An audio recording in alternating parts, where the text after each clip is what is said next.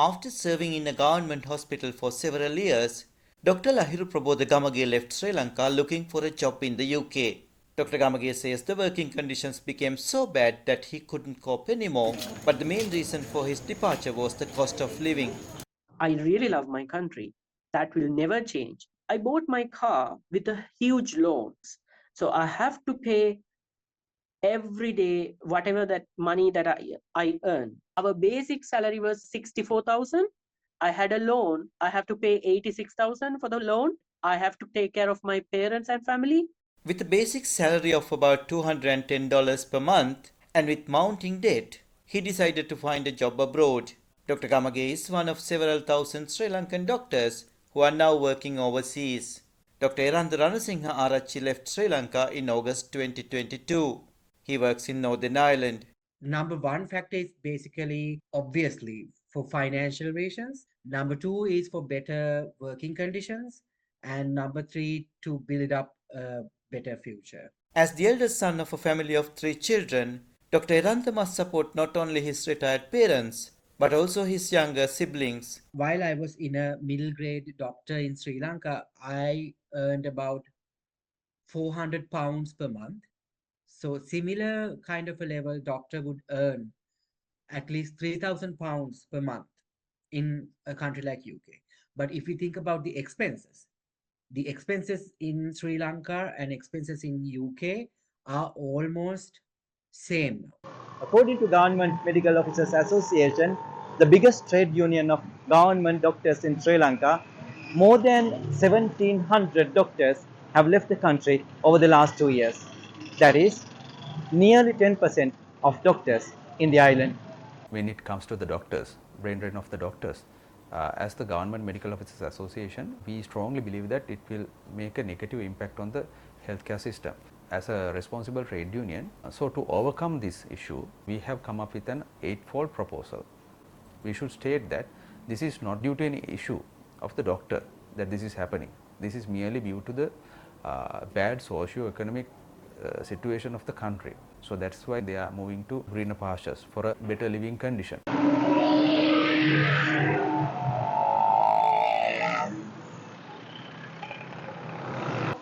As a result of this exodus, some hospitals are struggling to offer a proper care for patients. As expected, patients are unhappy.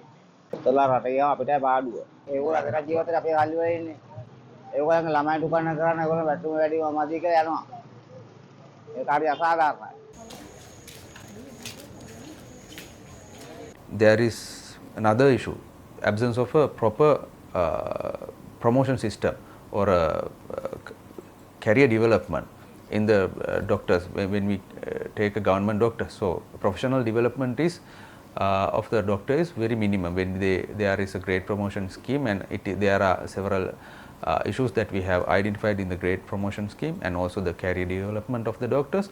So these things also have to be rectified. We believe that there is another issue that we have identified. There are difficult stations. Definitely there are very difficult stations that are being catered by doctors under very difficult circumstances. So they are not being extra paid, or they are not being given any extra benefit for doing that kind of a extremely difficult situation, or doing their work in a difficult environment or a difficult capacity. Last but not least, then the proper working environment for a doctor. So vast majority of doctors are complaining that they don't have a proper working environment in their working places. There are a lot of pressures. Basically, what I experienced when I was working in Sri Lanka was not that sweet. At a point, the director, he stopped my salary for 2 months. I suffered a lot with that. So these all things made me feel like why I'm doing all these here.